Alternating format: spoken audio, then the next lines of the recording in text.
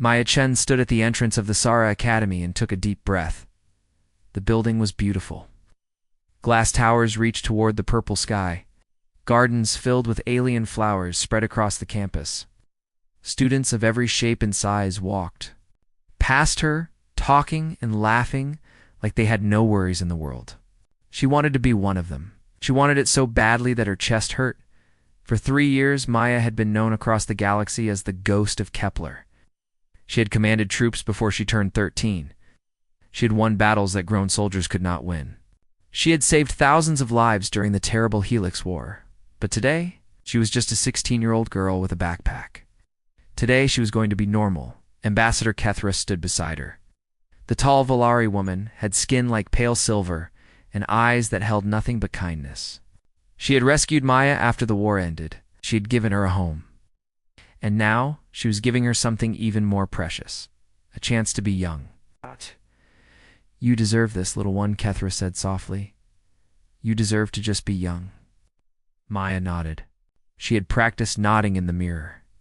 She had practiced smiling, too. She had practiced walking into a room without immediately looking for exits and threats and weapons. It was harder than any battle she had ever fought. I will pick you up after classes end, Kethra continued. If you need anything, you can contact me at any time. Maya wanted to hug her, but hugging still felt strange. Physical contact had meant danger for most of her life, so instead, she gave another practiced nod and walked toward the academy doors. The registration hall was chaos. Students pushed and shouted in a dozen different languages. Tall insect-like Krathani students towered over small furry Mordak students. Blue-skinned Esserons helped organize the crowd while floating Valari assistants handed out schedules. Maya's heart pounded. Her training screamed at her to assess every being in the room. That Krathoni male near the window had a stance that suggested military training. The Thessaran female by the door kept touching her belt where a weapon might hang. The group of human students in the corner were arranged in a defensive formation without even knowing it. Stop it, Maya told herself. They are just students. They're not threats. You're safe. She repeated those words like a prayer as she collected her room key, her schedule, and her student identification card. The card had her photo on it. She looked so young in the picture. She looked like she had never seen war. Her room was on the 4th floor of the Eastern Dormitory. She found it easily because she had already memorized the building layouts from security files. Old habits were hard to break. The door was already open when she arrived. Music played from inside. Loud, cheerful music with a fast beat. Maya stepped inside and found herself face to face with a Krathoni girl.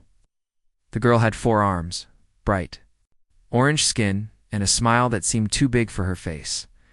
She was hanging colorful fabric on the walls while dancing to the music. Oh, you must be my roommate. The girl stopped dancing, and all 4 of her hands clapped together in excitement. I am Sola. I am so happy to meet you. I was worried I would.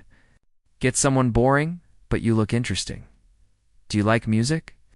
I love music. I also love fashion and animals and science and cooking, even though I am terrible at cooking in Maya. I interrupted quietly. My name is Maya. Sola's smile grew even wider. Maya? That is such a pretty name. Is it a human name? I have never had a human friend before. This is going to be so exciting. Maya did not know how to respond to this much enthusiasm. Oh. In her previous life, people spoke to her with fear or respect.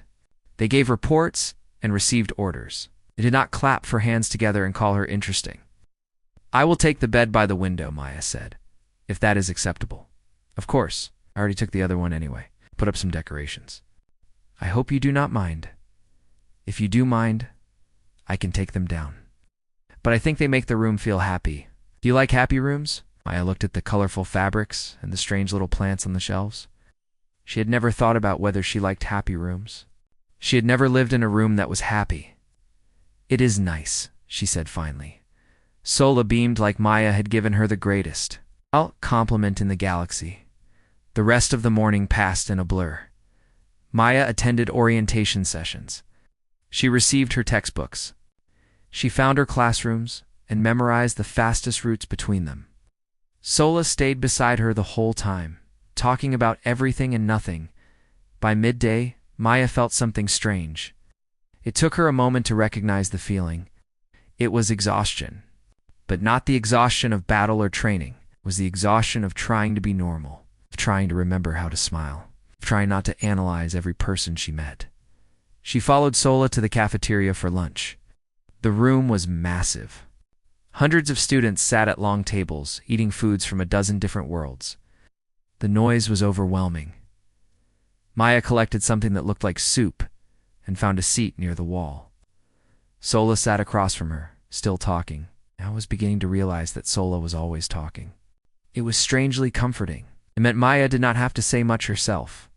Then the screens on the cafeteria walls flickered to life. A Thessaran news anchor appeared, her blue face serious. Breaking news from the capital. Sources have confirmed that the legendary human war hero known as the Ghost of Kepler has been spotted on the Sara Prime. Security officials believe she may be attending Maya's blood turned to ice. The Sara Academy under her real name, Maya Chen. We are now showing her student identification photo. And there it was.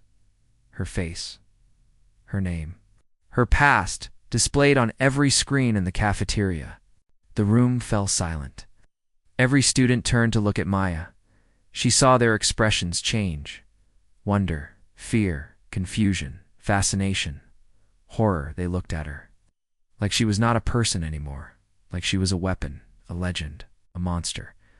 Sola's forehands froze in the middle of lifting her food. Her eyes went wide as she stared at Maya with an expression that broke something inside the young, human girl.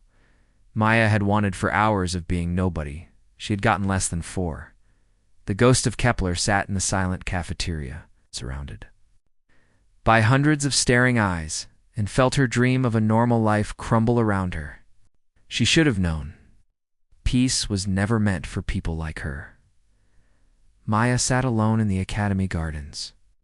The twin suns of the Sara were setting, painting the sky in shades of orange and pink.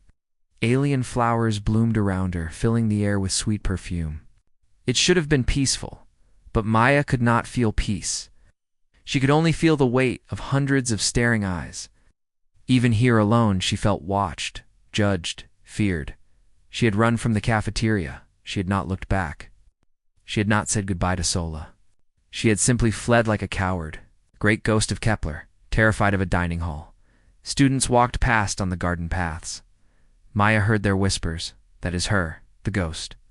I heard she destroyed an entire enemy fleet by herself. My father says she is dangerous. He says humans should not be allowed to create soldiers like that. I heard she was only 12 when she won the Battle of Antraz Station. Maya closed her eyes. 12 years old? That was true. She had been 12 when the enemy surrounded Vantrais Station with overwhelming forces. She had been 12 when 12,000 lives depended on her tactical mind. She had been 12 when she gave orders that sent soldiers to their deaths so that others could live. She had never felt 12. She could not remember ever feeling young. The sound of footsteps made her tense. She recognized the walking pattern before she looked up. 4 legs meant Krathani. The rhythm was familiar. Sola sat down beside her on the garden bench. She did not speak for a long moment. She just sat there watching the sunset, with all 4 of her arms wrapped around herself. So, Sola finally said, "Do you still need help finding the art building tomorrow? Because I still have no idea where it is." Maya stared at her. "You are not afraid of me? Should I be?" "Everyone else is." Sola made a sound that might have been a laugh. "Everyone else did not spend 4 hours listening to you worry about which textbooks to buy. You are very concerned about school supplies for someone who is supposed to be a terrifying legend." Maya did not know what to say. This was not how people reacted to learning her identity.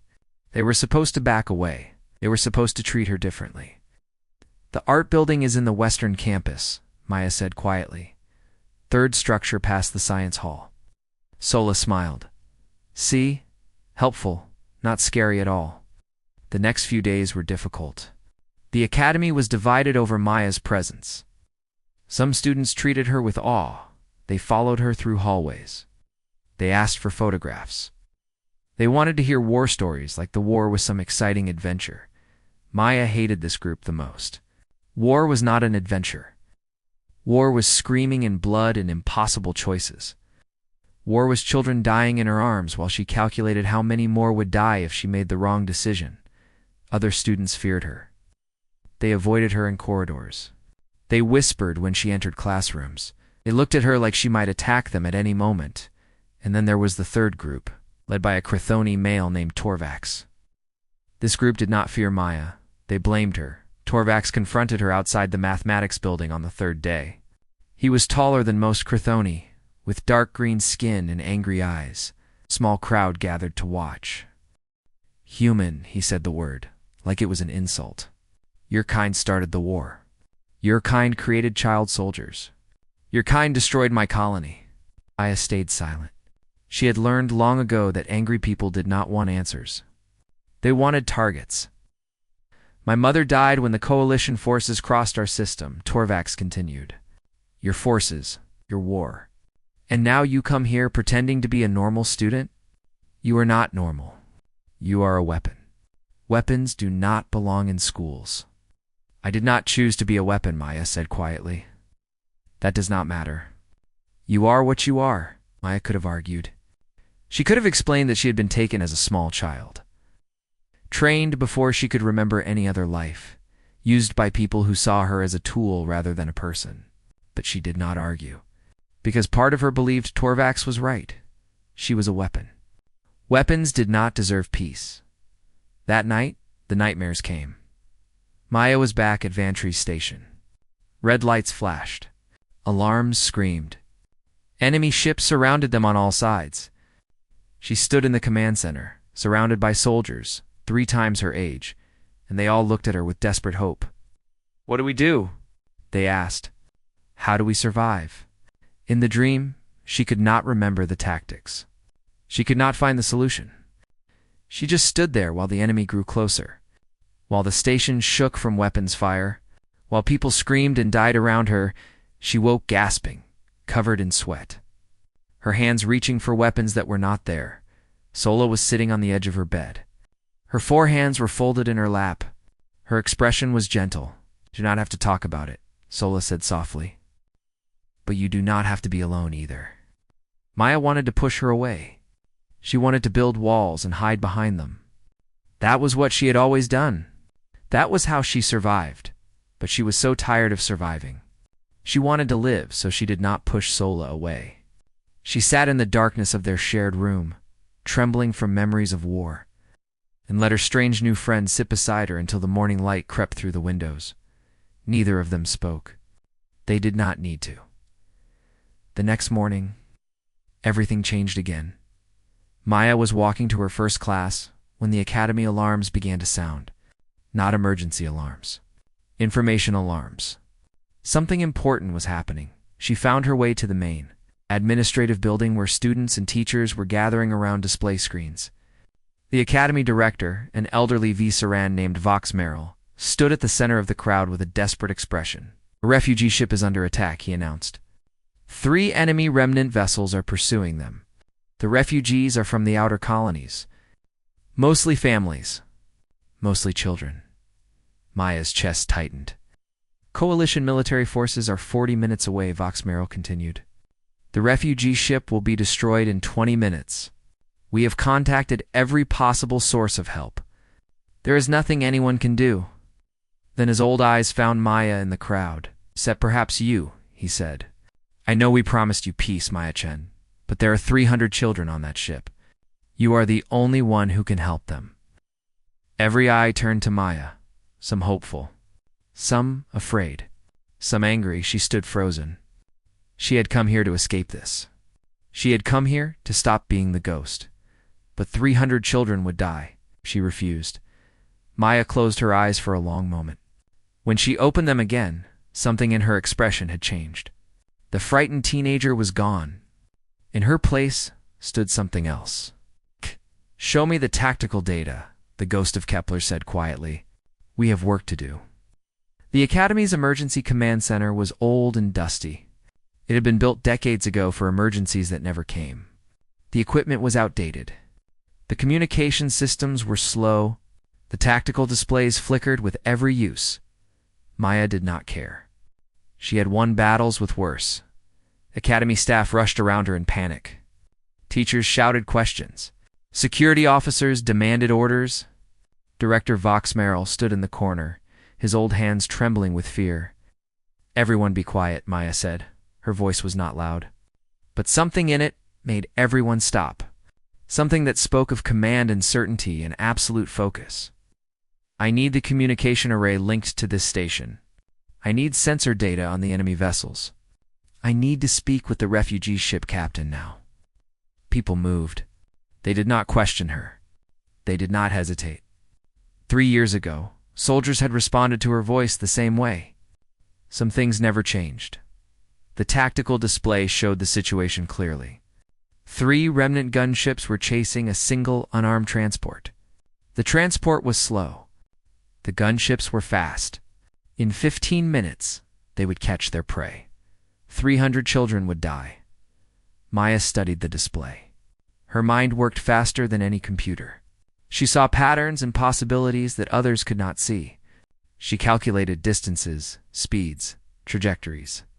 She found solutions where none should exist. "The refugee ship captain is ready to speak with you," someone announced. A face appeared on the communication screen, a Valari male with terror in his eyes. Behind him, Maya could hear children crying. "This is Captain Yevrin," he said, his voice shaking. "Please, whoever you are, we need help. We have families on board. We have children. We cannot fight back. We cannot escape. Captain, my name is Maya Chen.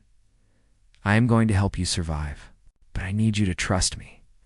Recognition flickered in the captain's eyes. Everyone in the galaxy knew the name Maya Chen. Everyone knew what it meant. Hope replaced some of the terror. "The ghost of Kepler. You are real? I am real. And I promise you, those ships will not touch your people. But you need to do exactly what I say. Can you do that?" "Yes, anything. Please save my passengers." Maya turned to the Academy staff. "I need access to the planet's emergency beacon network. And I need the communication array reconfigured to broadcast on military frequencies." "That would be illegal," someone protested. "Only coalition military can use those frequencies." Maya looked at the protester. Just looked. The person stopped talking immediately. "Configure the array," Maya repeated. Outside the command center, students had gathered. They pressed against the windows, watching the scene inside. Maya was aware of their presence, but she did not let it distract her. She had work to do. "Captain Yevrin, I need you to change course.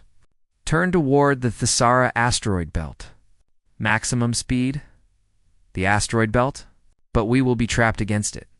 Trust me, Captain." The remnant gunships followed. They were closing the gap faster now. 12 minutes until contact. Maya accessed the beacon network. Her fingers flew across the controls. She was creating ghosts. False signals that would appear on enemy sensors as real ships. Coalition warships. Heavy cruisers. Enough firepower to destroy the remnant vessels 10 times over. "Oh, what are you doing?" Director Vox Merrill asked. "The enemy does not know our fleet positions. I am making them believe that a coalition battle group is approaching from behind the asteroid belt. When they see the signals, they will have a choice. Continue their attack and face destruction, or retreat and survive. Will they believe it?" Maya paused. "They will believe it because they know I am here. The ghost of Kepler does not bluff. That is what they will think. That is what everyone thinks." Sola was among the students watching through the windows. Maya caught a glimpse of her face. Her roommate was not looking at her with fear or awe. She was looking at her with something else. Something that might have been sadness. Maya understood. Sola was watching her friend disappear, watching the normal girl she had met become something else. Someone else. 8 minutes until contact. "Captain Yevrin, when I give the signal, I need you to cut all power for exactly 30 seconds. All power. Everything. You will appear destroyed on their sensors, but we will drift without control. For 30 seconds. Then, you will restore power and continue toward the asteroid field. By then, the enemy will have other concerns." Ow. Maya activated the false signals. On sensors across the system, ghost ships appeared behind the asteroid belt. Coalition military frequencies came alive with chatter that Maya was creating herself, discussing attack formations and weapons lock. The remnant ships received this information. Maya watched their formation change.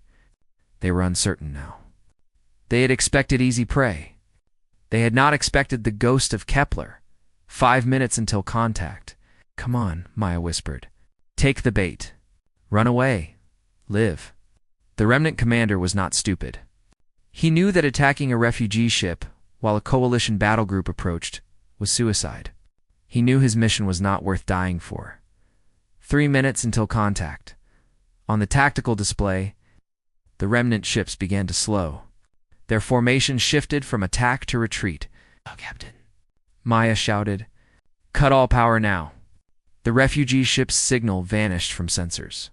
For 30 terrible seconds, it looked like they had been destroyed.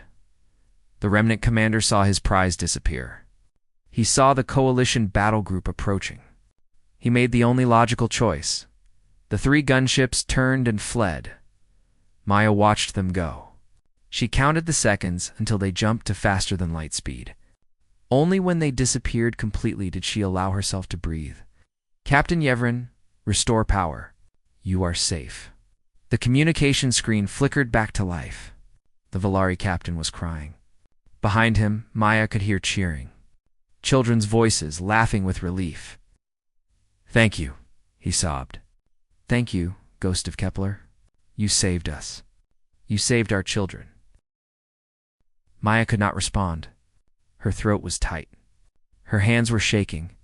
The calm focus that had carried her through the crisis was fading, leaving behind something raw and exhausted. In the command center, the academy staff erupted in celebration. People cheered and hugged and wept with relief. Maya stumbled to a chair and collapsed into it. She wrapped her arms around herself and tried to stop trembling. She had done it. She had saved them. 300 children would live because of her, but the weight of it pressed down on her chest. She had not wanted this. She had not wanted to be the ghost again. She had wanted to fail at painting and struggle with homework and argue. About music with Sola, Vox Merrill approached her carefully. "Miss Chen, that was extraordinary. You saved hundreds of lives." "I know," Maya whispered. "I just wish I did not have to."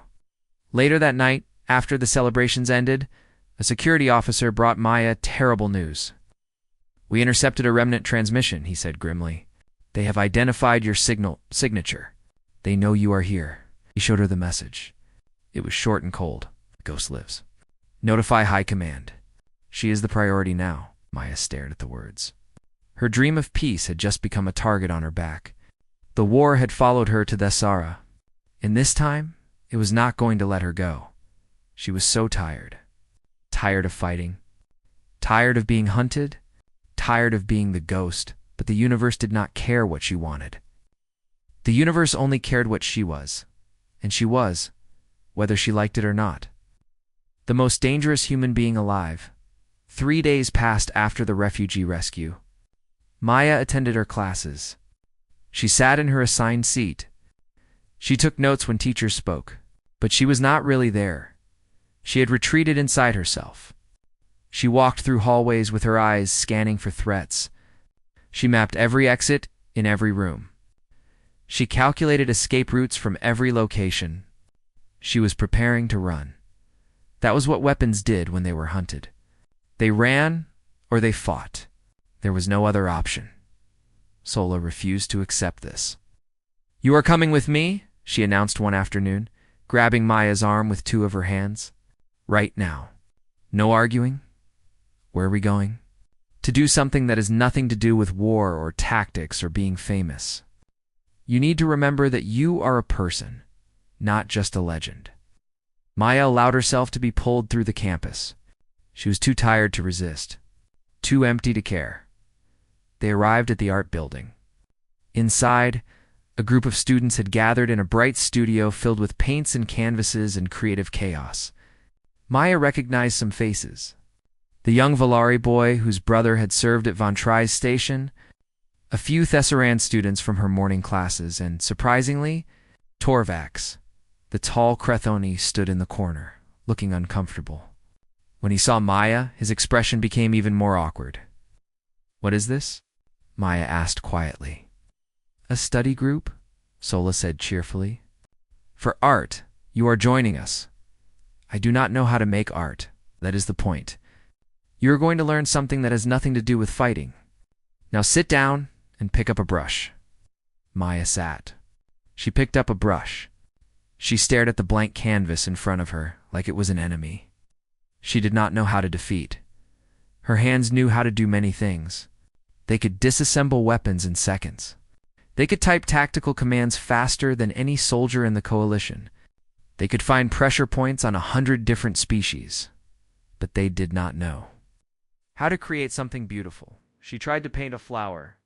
It looked like a broken circle with dying tentacles. She tried to paint a sunset. It looked like something had exploded badly. Sola looked at her disasters and laughed.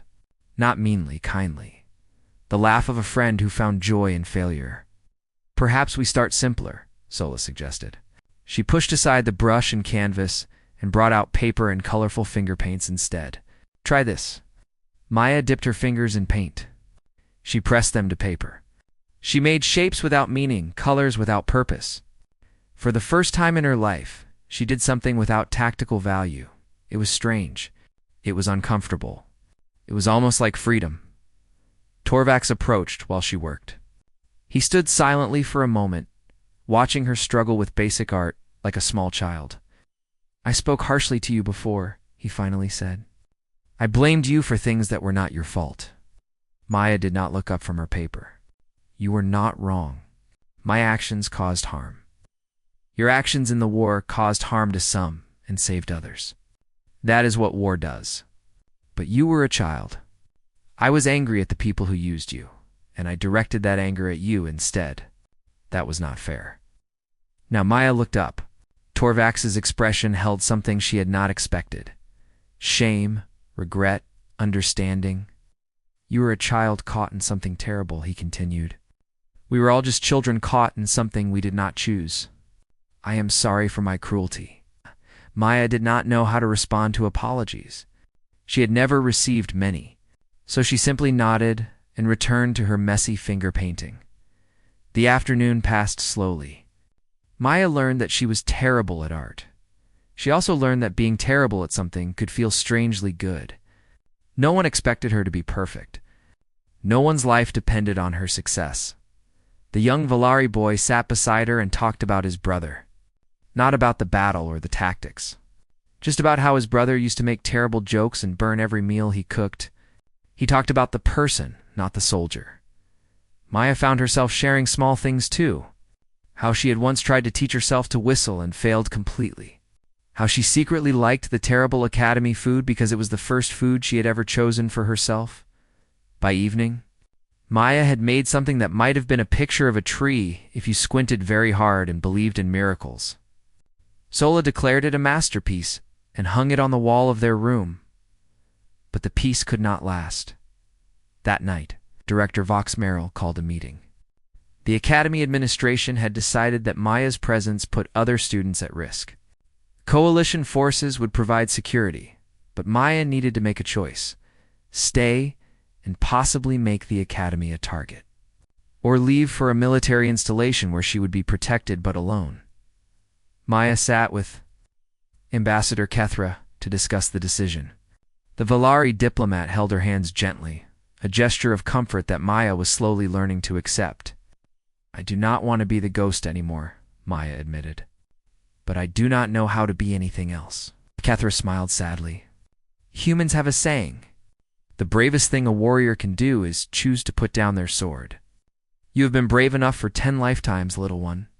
Now it is time to be brave enough to live. What if I cannot? What if I am too broken?" "You are not broken. You are wounded. There is a difference. Wounds can heal. Scars can remain without defining us. I have watched you these past weeks. I have seen you try to make friends. I have seen you struggle with simple joys. That struggle is not weakness. It is courage." Maya thought about Sola and her endless cheerfulness. About Torvax and his unexpected apology. About the young Valari boy who wanted to remember his brother as more than a soldier. They were teaching her something. Something about being human that war had tried to take away. "I want to stay," Maya said quietly. "I want to try." Kethra embraced her then. Maya stiffened at first, as she always did. But slowly, carefully, she relaxed into the warmth. "There you are," Kethra whispered. "I was wondering when you would arrive." That night Maya slept without nightmares for the first time since arriving at the academy. But the peace shattered. Before dawn, alarms woke the entire campus. Maya was on her feet before she fully awakened, already calculating threats and responses. Then she forced herself to stop, to breathe, to wait for information like a normal person would. Director Vox Merrill's voice came over the communication system. "A ship has entered our system. Not Remnant. Not Coalition. Unknown origin. It is broadcasting a message on repeat." The message played for everyone to hear. "Maya Chen, I am General Vexenar of the Remnant High Command. I am coming alone and unarmed. We need to talk. This war is not over. But you are the only one who can end it for good." Maya stood in the darkness of her room, listening to the words of her enemy. Part of her wanted to run. Part of her wanted to fight. But a smaller part, a newer part, wondered if there might be a third option. Maybe, just maybe, the ghost of Kepler could end a war without fighting at all.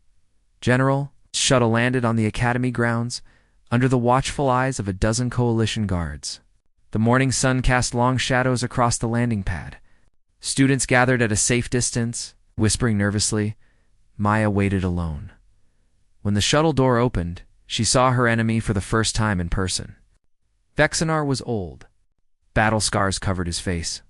His uniform hung loose on a body that had known too many campaigns. But his eyes were what surprised her most. They were tired. So deeply tired, he walked toward her slowly, his movements showing no threat.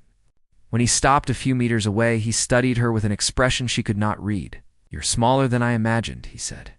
"Most people say that. I watched recordings of your battles. I studied your tactics. I lost many soldiers trying to understand how a child could do what you did." He paused. "I never hated you for it. I respected you. A warrior recognizes another warrior. I'm not a warrior anymore," Maya said quietly. "I am trying to be something else." Vexenar nodded slowly. "That is why I am here." They moved to a private room inside the academy. Coalition officers stood guard outside, ready to respond to any threat. But Maya did not sense danger from the old general. She sensed something else: desperation. "The Remnant is fracturing," Vexenar explained. "We lost the war 3 years ago, but many refused to accept defeat. They kept fighting, kept dying, kept sending young soldiers to their deaths for a cause that was already gone. Why tell me this? Because I am tired, child. I am tired of burying soldiers who should be living their lives. I am tired of watching children become weapons because the adults failed to find peace." Maya flinched at those words. She knew that feeling too well. "The hardliners want to continue the war," Vexenar continued. "But many of us want it to end. We need something to make our people believe that peace is possible. We need a reason to stop fighting. You think I can give you that reason? You are the ghost of Kepler. Both sides know your name. Both sides respect what you did. If you call for peace, people will listen. Not because you are a politician or a diplomat. Because you are a warrior who earned their respect through combat." Maya closed her eyes. This was what she had feared. Being pulled back into the war. Being the ghost again when all she wanted was to be Maya. But Vexenar was not asking her to fight. He was asking her to speak. "What exactly do you want from me?" "A message. A recording that we can broadcast across Remnant space. Not demanding surrender. Not threatening destruction. Simply telling our people that peace is possible. That warriors can choose to stop fighting. That children should not inherit our wars." Now Maya sat in silence for a long moment. Outside, she could hear the distant sounds of academy life. Students laughing. Teachers calling out instructions. Normal things that normal people did. She wanted to be one of those normal people. But maybe, just maybe, The ghost could do one final thing before Maya got to live her life. That evening, Maya gathered her friends. Sola sat beside her, all four hands folded with unusual stillness. Torvax leaned against the wall, his expression thoughtful. The young Valari boy waited quietly in the corner.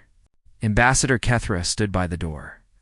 "They want me to record a peace message," Maya told them. "If I do this, it could help end the conflict. But it means accepting what I am.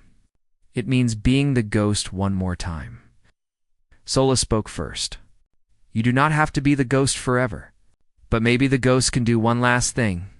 Then Maya gets to live her life." Torvax nodded slowly. "I hated what you represented, but you represent something else now too. You represent the idea that even people shaped by war can choose something different. My brother would want you to try. He always said that true courage was not about fighting. It was about knowing when fighting had to stop." Maya turned to Ambassador Kethra. The Valari diplomat smiled gently. "The choice is yours, little one. It has always been yours. Whatever you decide, I am proud of you." Maya nodded. She knew what she had to do. They set up recording equipment in a quiet room. Maya sat before the camera, wearing her simple academy clothes. No uniform. No medals. No symbols of war. Just a teenage girl with tired eyes and trembling hands. She took a deep breath and began to speak. "My name is Maya Chen. Some of you know me as the Ghost of Kepler. For most of my life, I have known nothing but war. I was trained to fight before I could remember any other life. I was used as a weapon before I understood what that meant." Her voice shook slightly, but she continued. I have done terrible things. I have ordered attacks that killed soldiers who were only following orders. I have made decisions that haunted my dreams for years. I have been called a hero and a monster, and maybe I am both. But I am also a child. I am 16 years old. I should be worried about homework and friendships and what I want to be when I grow up. Instead, I spent years worried about how many people would die if I made the wrong choice. There are children on both sides of this war. Children who deserve to grow up. Children who deserve to make friends and fail at art and argue about music. Children who should not inherit the hatred and violence that the adults could not end. I am tired of being afraid. I am tired of making others afraid. I am choosing to believe that we can be more than what war made us." She paused, gathering her thoughts for the final words. "I am asking you to make that choice too. Put down your weapons. Go home to your families. Let your children grow up without the weight of war on their shoulders. We have all suffered enough. We have all lost enough. It is time to stop. I am not the ghost anymore. I am just Maya, and all I want is for every child in the galaxy to have the chance I was never given. The chance to just be young." She stopped speaking. The recording ended. Silence filled the room. 3 months later, Maya sat in the academy cafeteria, laughing at a terrible joke that Sola had told. Paint covered her fingers from her latest art project. Her math homework sat unfinished in her bag because she had been too busy talking with friends to complete it. The war was not over completely. There were still hardliners. There would always be people who chose violence over peace. But thousands of remnant soldiers had surrendered after hearing her message. Families were reuniting. Children were going home. Maya still had nightmares sometimes.